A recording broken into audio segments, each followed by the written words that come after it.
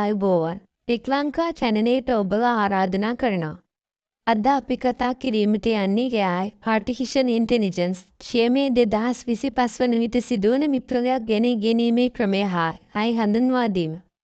අද ඉගෙනීමේ ක්‍රමය ලෝකයේ සැබෑවම වෙනස් වෙනවා.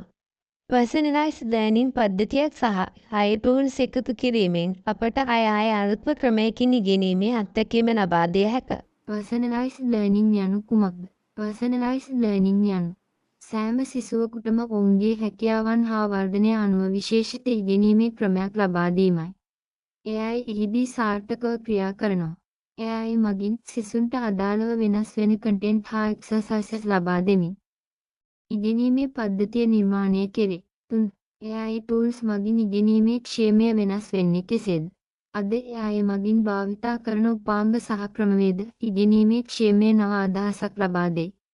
AI powered platform, automated feedback systems සහ adaptive learning systems මගින් සිසුන්ට වඩාත් personalized, efficient සහ interactive අත්දැකීම් ලබා දීමට හැක. AI tools මගින් teachers සහ students දෙදෙනාටම වැඩිම engagement සහ motivation ලබා දී ඉගෙනීමේ ගමන ඉතාම සාර්ථක වේ. AI in education සඳහා වාසි AI මගින් ස්ටුඩන්ට්ස්ට ඉගෙනීමේ ප්‍රගතියක් අලුත් මට්ටමින් විකසනයක් හෝ self-paced ක්‍රමයක් ලබා ගත හැක. මේවා ඔවුන්ගේ හැකියාවන් අනුව ඉගෙනීමේ ගමන සැලැස්වීමෙහි උපකාරී වේ.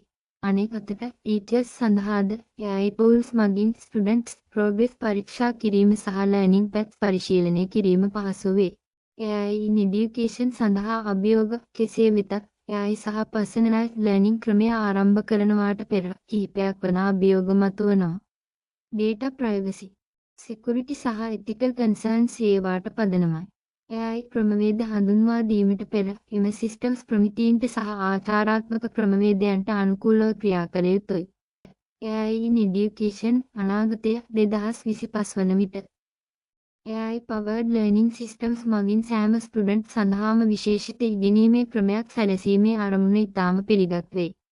අපගේ future classrooms තාක්ෂණිකව බොහෝ ස්මාර්ට් සහ ඉනොවේටිව් වනු ඇත. අවසානයේ අද අපි බලන්නේ AI ක්ෂේමය, personalized learning සහ AI tools මගින් ඉගෙනීමේ ක්ෂේමය කොහොමද වෙනස් වෙලා ඉදිරියට යනවා කියලා.